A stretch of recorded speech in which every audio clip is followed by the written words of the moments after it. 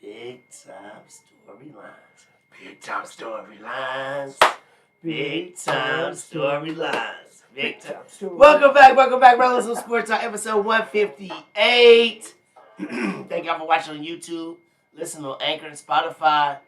Check out our Facebook page, which I guess I'm going to have to get the producer to start doing. I don't know what's going on because Tommy's incognito. I don't know what happened. But Instagram also is running. On Twitter, it's at RealismPod. And on TikTok, Realism Sports Talk. Thank you to 360 Painting locally here in Harrisburg, Virginia. My boys Justin, Josh, and my brother Derek. Hey, great pricing, great customer service. All angles are covered. 360 Painting. Love for my Commanders. Love for the Black Mamba. And all the love for my mama. Because at Realism Sports Talk, we talk about Hall of Famers from... Oh, what? I was checking y'all. Take two. We talk about sports from Hall of Famers. Because I get excited about the big time storylines.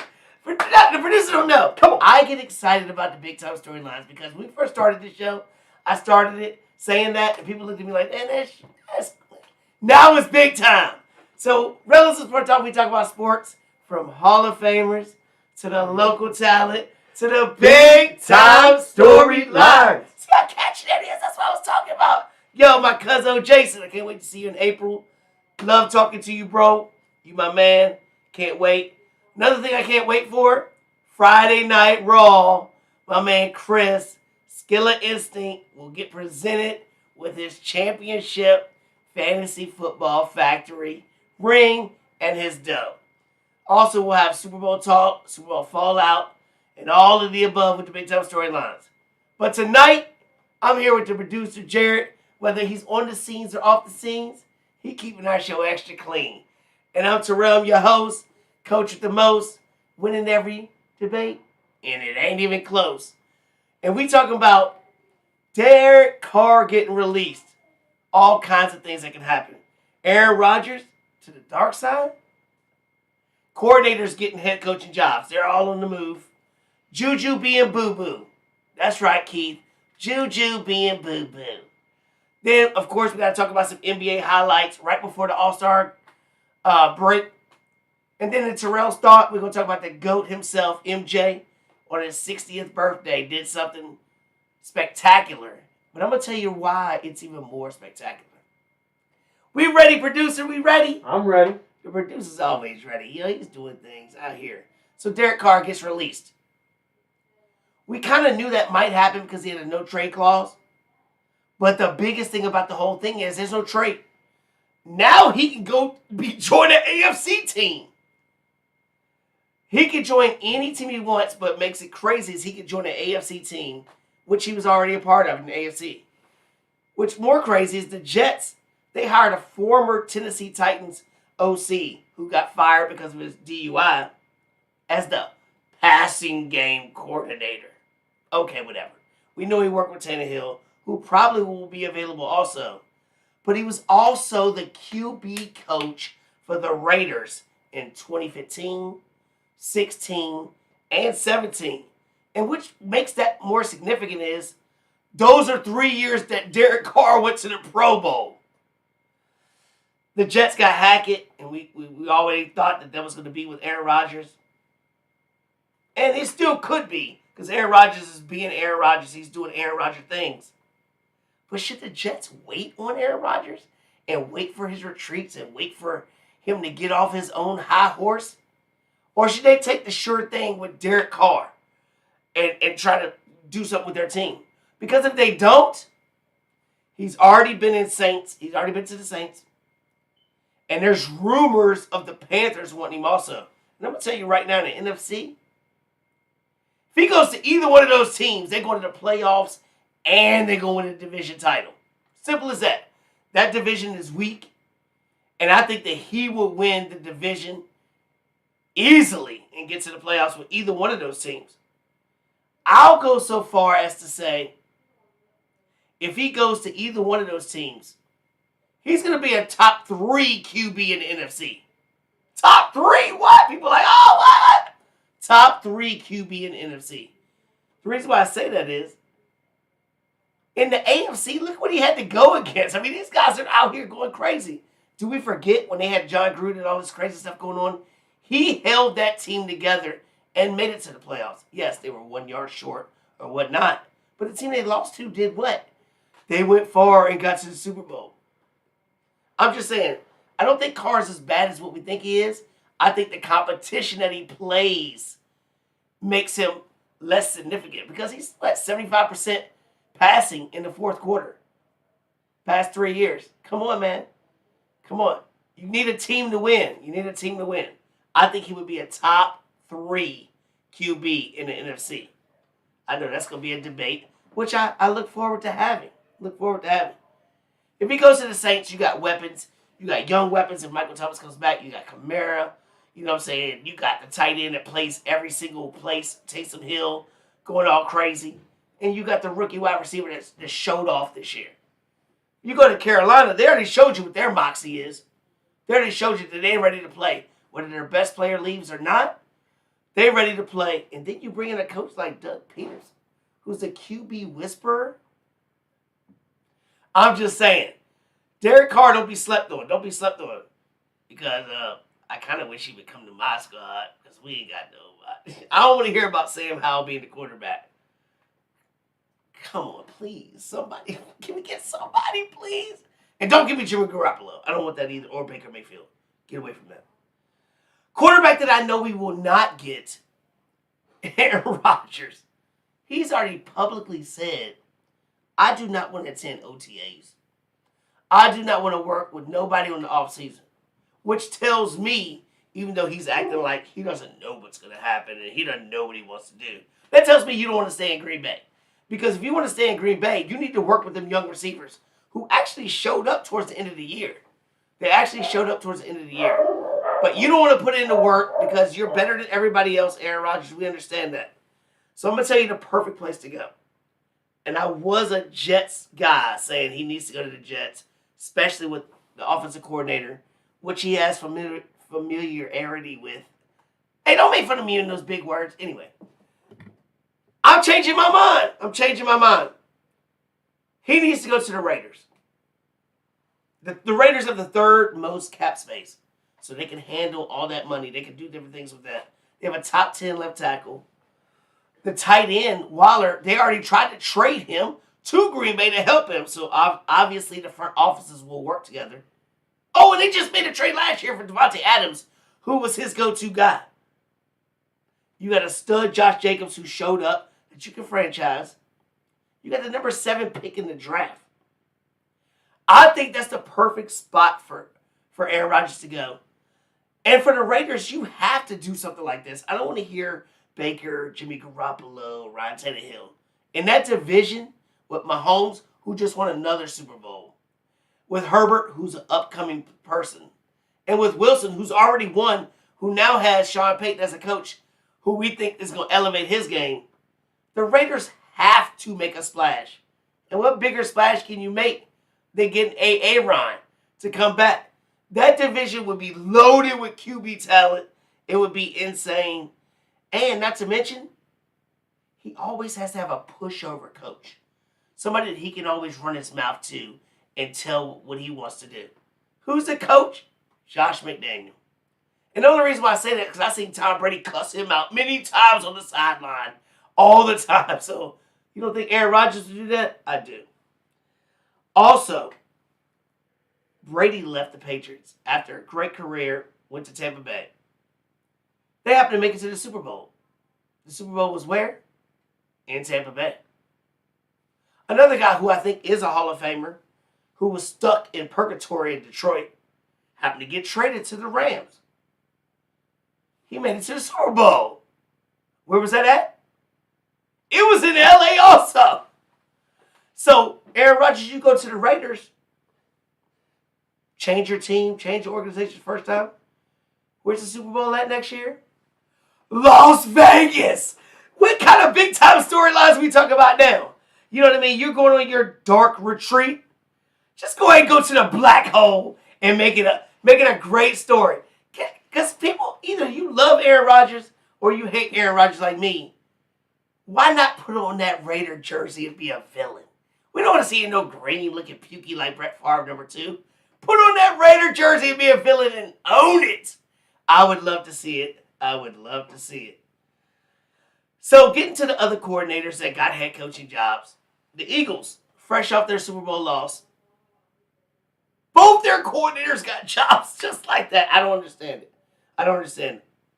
Their offensive coordinator, Coach Shane, I'm not going to try to pretend like I know his last name because I can't pronounce it. He's going to the Colts. The Colts love Eagles coordinators that go to the Super Bowl. We saw what happened with Doug Peterson. That didn't work out. But this guy, we'll see what happens because he worked with Rivers, Herbert, and Jalen Hurts. So I have a little faith in him.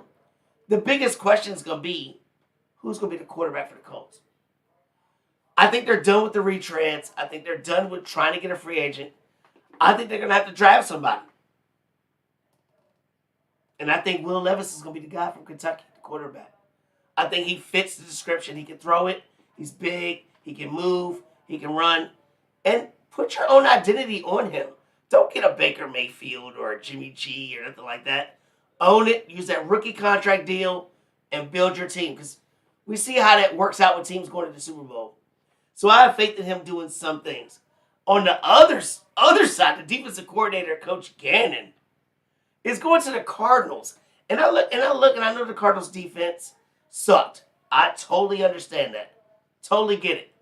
But we're talking about a guy, Coach Gannon, for the Eagles that had so many free agents join the Eagles. It was unbelievable. They spent so much money on free agents to go there and be spectacular.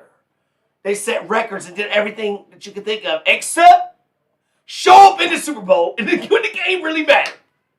Except that. So money's not always going to do that as a whole picture. Yeah, it looks good on stats, but he got a head coaching job. He got a head coaching job off of that. I mean, we could pay and get an all-star cast playing defense. Is that going to give you a head coaching job? Apparently the Cardinals are just stupid. I think their number one priority should have been something to relate to Kyler Murray. Because you've already invested money in him. He's your quarterback, and we know that the NFL is a quarterback-driven league.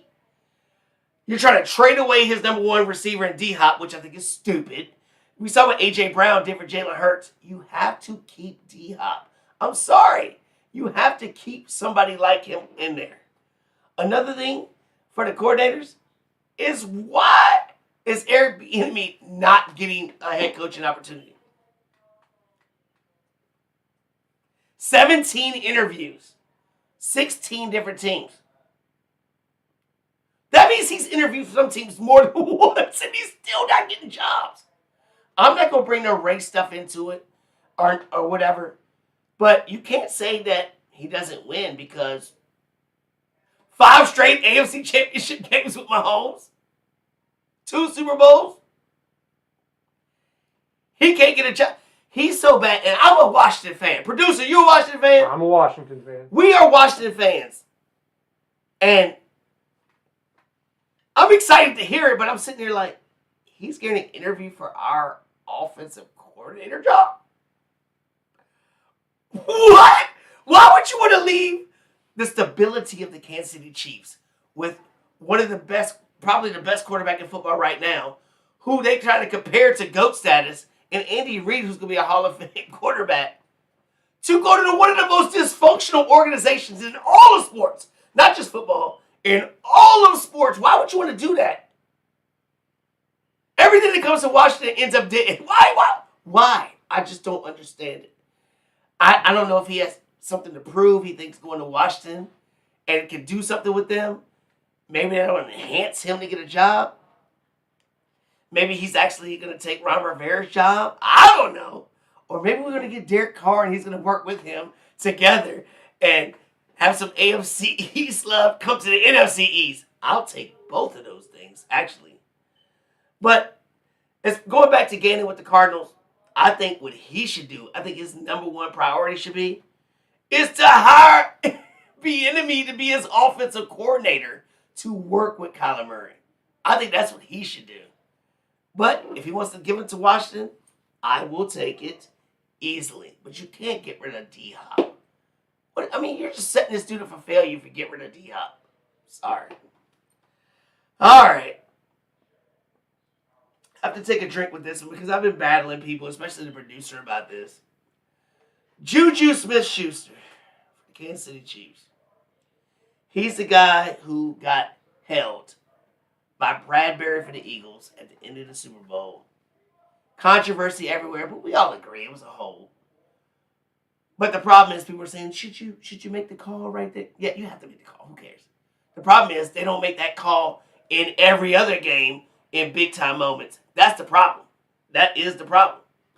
But this guy, Juju, who was about to be out of the league, about to be gone. He was begging for the Ravens to take him. And we know the Ravens don't throw the ball. He was begging.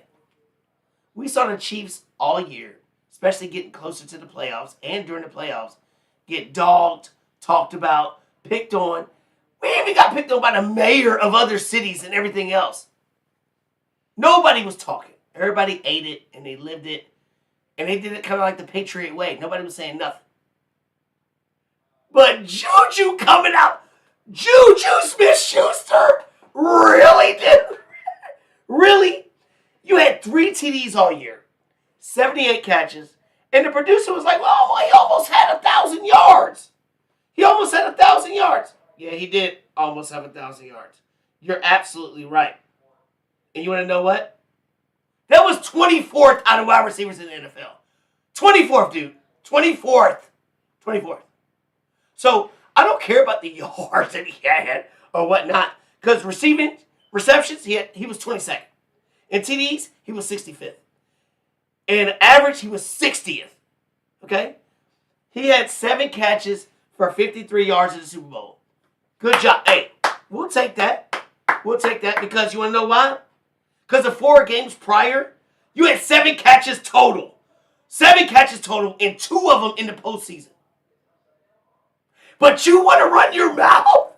You want to run your mouth like you did something? You got somebody to hold you. You know what that reminds me of? It reminds me of the Philadelphia Eagles came back and beat Green Bay when Freddie Mitchell was talking about, I want to thank my hands for being great because he made a stupid 30-some yard catch to give him a first down. Where the hell's Freddie Mitchell at right now? Where the fuck's Freddie Mitchell at? And I'm not going to dog you too much, Juju, but, you know, I mean, you're lucky to even get to the Super Bowl to have your moment. Because in the AFC Championship game, which was a real tough game, rivalry, people are really talking trash. You had 1 catch for 7 yards. 1 catch for 7 yards. So, before you start running your mouth, please get another 1-year contract, Mr. TikTok guy. Just get another 1-year contract because it'll be your last, and that's it. You're lucky Andy Reid thinks you're funny because he'll probably give you another contract. Only people that should be talking are real people. Like, I have no problem with Kelsey at the end of it talking about, nobody gave us a chance, I don't want to hear nothing. And next time we say something, put some respect on our name. Hey, Travis Kelce's a man. Travis Kelce's a man. And we're going to talk about Friday where we think he ranks as far as tight ends in the history of that, because you'll be surprised what my take is about Travis Kelce. And he did the stanky leg. He did the stanky leg when he scored a touchdown. Travis Kelce's a dude. I like Travis Kelce. He's a guy. That's going to be my football recap about a lot of things. A lot of these things are going to prelude to the Friday show. I got to jump in with some basketball.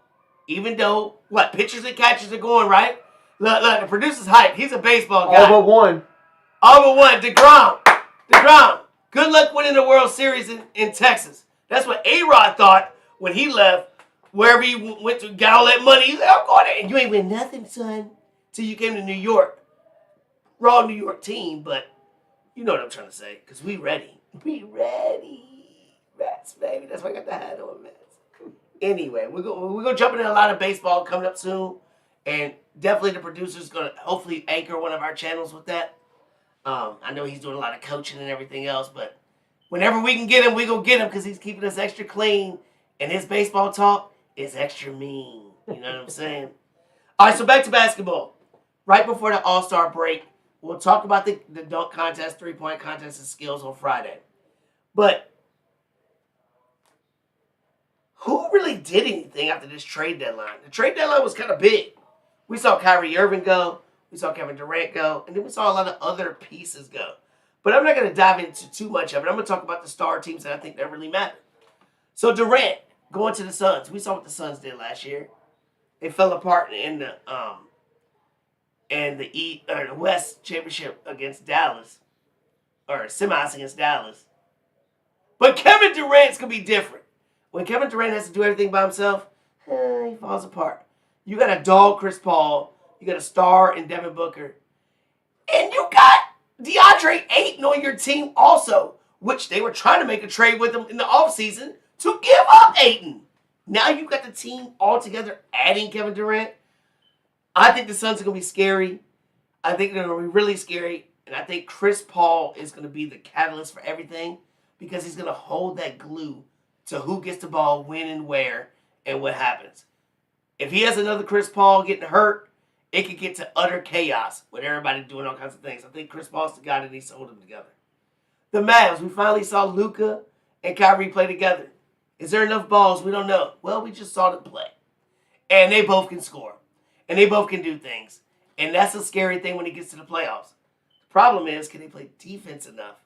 I don't know. I think they should have made another move. Go get a piece like JaVale McGee. It could be anything that could block shots. Go get Dwight Howard's anal leakage, butt problems, or whatever he has going on. Come out of retirement and play to block some shots, rim protect. I don't know. He's got a lot of butt issues. I'm sorry, producer, but he does. He always talks about his butt hurts. Why is your butt always hurting, dude? I don't get it. Anyway. The Clippers, who I'm scared of, because PG-13 is PG-13. He is out here destroying. He's doing it Kawhi with all his load management. Finally looks like he's getting together. But the biggest thing about it is, when they get to the playoffs, these two wing defenders can guard anybody. And when you have wing defenders like that, it's going to be struggling. We saw the Nets with their rookie who had 3 straight 40-point games play Kawhi, and Kawhi shut him down. Not saying he's a star, but that's what Kawhi can do. So don't forget about them Clippers. But the number one team in the West, the Nuggets, they do have the 2-time reigning MVP. And I know I have not been an advocate of the Nuggets, and I do not like them, but they have the deepest roster. Honestly, I think the reason why I don't like them, I'm just going to put it out there, especially since the producers in the house. They remind me of the Spurs back then with Duncan. Like, Duncan's a superstar, whatever. Joker's getting 2 MVP. They play boring. But they're well-coached, well-disciplined, and they put together a great organization. They remind me of a generic Spurs. Because Joker ain't Duncan, obviously, but it just reminds me of something like that. But they're deep, and they're number one team. Well, if they're not going to get it this year, the Nuggets window is closing. Because the past few years, they've been the number one team, so I don't know. My Lakers, they made some moves. The roster got way better. But it doesn't matter, dude. We might not even make the playoffs. We're in 13th place. 13th! Every team makes the damn playoffs, right, Brandon? Except for like 3. Brandon hates that shit with the playoffs. I think it all goes down to the health, LeBron and AD. And I don't have faith in either one. I don't have faith. LeBron James broke the scoring record. And he's had 2 ceremonies for that, but they ain't played a game. Now, I haven't checked. Is he playing right now? Yep. Okay, he's in the game right now. They're playing the Pelicans, which is a game they must win because the Pelicans are above them for the playoffs right now.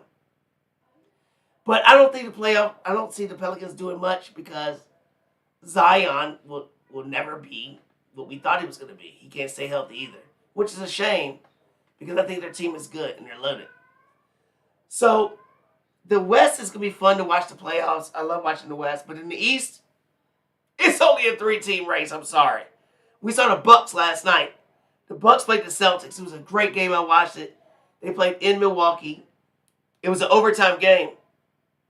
And the Bucks are now a half a game out of first place in the East. But it was a better win for the Celtics. The Celtics didn't have Tatum. They didn't have Jaylen Brown. They didn't have Marcus Smart. They were led by White and Brogdon. I mean, and you barely lose.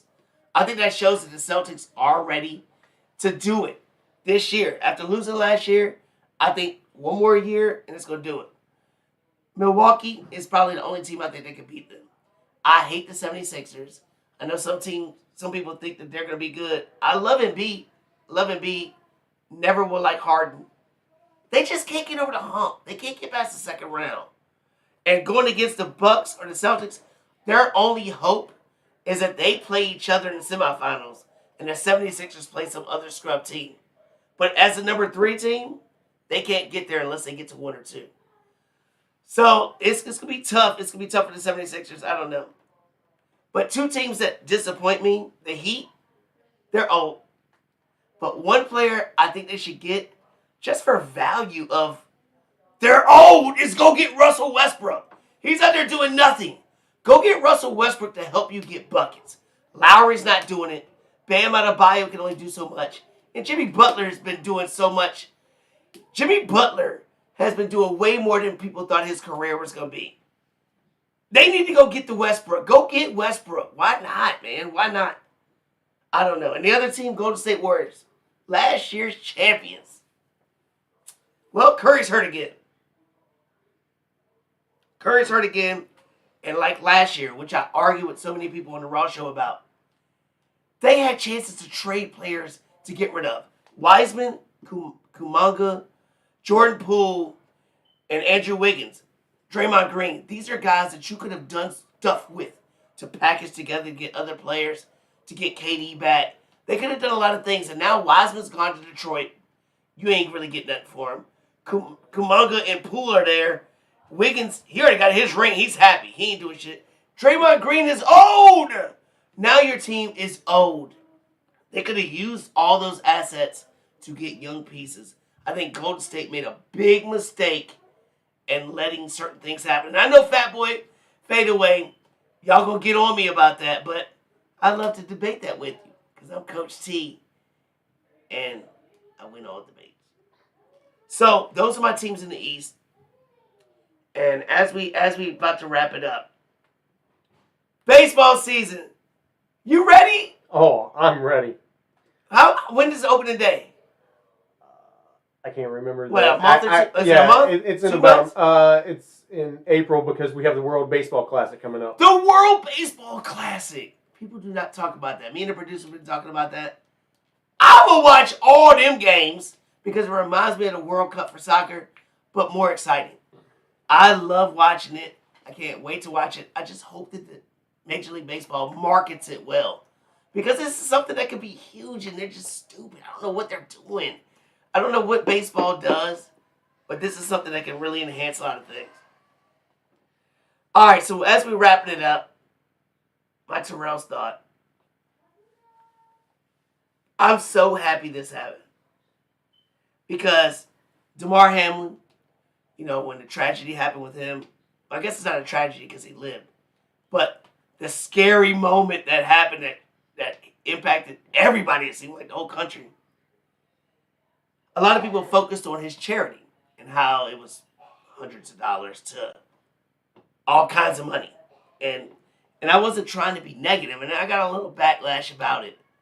I wasn't trying to be negative about the money aspect. It was about why do we need a tragedy or a close tragedy to happen for people to donate to things of great cause, of great help. You know what I mean? I look at a lot of people in this life, and I've always said I wish I was rich or something so I could just help. Just help anything. But this is why he's the GOAT. This is why he's the best. Michael Jordan, his 60th birthday. What does he do? He doesn't have a big party for him. Well, he might have. It's Michael Jordan. He probably did. He probably had cigars and everything else. But anyway, the only thing we hear about is what? He donated $10 million to the Make-A-Wish Foundation. The largest amount ever. Nobody died. Nobody got hurt. Nobody passed away. Nobody's about to die. Ain't nothing going on negative. This is what I'm talking about. We need more of this. We need more people doing this. Why not? Why do we have to wait for somebody to die? Just like when we go to a funeral. Oh, I saw my family yesterday. Yeah, I saw my family, yeah. Because we was all at a funeral because somebody died. Right? Michael Jordan donated $10 million to the Make-A-Wish Foundation. I love it. I love it. Oh, Fat Boy Fadeaways in the house. That's my dude. Darren's the dude, man. I can't wait till we collab again, Darren. Because you the man, baby. You the man. I'm trying to be like you. Much love. Don't hate me about the Golden State and stuff like that though. Because we can talk about that. I want to hear what your thoughts are about that too. But that's my closing statements about Terrell's thoughts. I love it. I wish more people would do certain things like this, man, because there's a lot of people that need things in this country, this world, or whatnot. And a lot of people, you don't need what you got. You don't need all that. Come on, man. Change your life. Change your culture. Change an experience. You know, Relatives of Sports Talk. Appreciate everything. Episode 158. Did we see the Patriots? Can I see the Patriots one more time? I mean, we're not talking. Yo, look at the Patriots. Yo, thank y'all. Oh, thank y'all for supporting. These guys right here are one of few that will be joining. $5 a month. You support this channel to make it good, just like Fat Boy Fadeaway Sports. I want to be like this guy. You know what I mean? Support us. You get behind the scenes stuff, and I can be a funny guy sometimes. You know, we got some more people jumping in on that. We appreciate the support of everybody on the list. Friday Raw. Link in the description. Oh yeah, link in the description. I always forget that. The producer always got to tell me because I don't like to be asking for stuff. But y'all ain't Michael Jordan, so $5 is good for y'all. I don't need no 10 million. You know what I mean?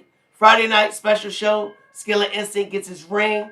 For fantasy, gets his money. We talk about the Super Bowl fallouts. Appreciate everybody's support. Appreciate it. Producer, what you got to say about it? Baseball! Baseball. Woo! What you gonna say about Juju? You got anything else to say about Juju? Since you want to argue with me? You ain't got nothing to say. He won a ring. I mean, who didn't win a ring? There's a whole bunch of people that won a ring. I'm just saying won many rings. I'm just saying there's a lot of bums with a lot of rings. I know, but a lot of bums ain't talking trash. A lot of bums ain't talking trash like he was. Plus, the hold was on him, so it was just a funny Valentine's. Like he was the reason why they won. Yeah, but it was just a funny Valentine's Day thing. But I thought it was funny. I feel like it was too soon. I'm sorry, Valentine's Day fell on the wrong day this year. I just feel like you're insignificant to do stuff like that. I feel like if Kelsey would have done that, that'd have been funny as shit. I know it. I think so. Hey, thank y'all for watching Relatives of Sports Talk, episode 158. Peace.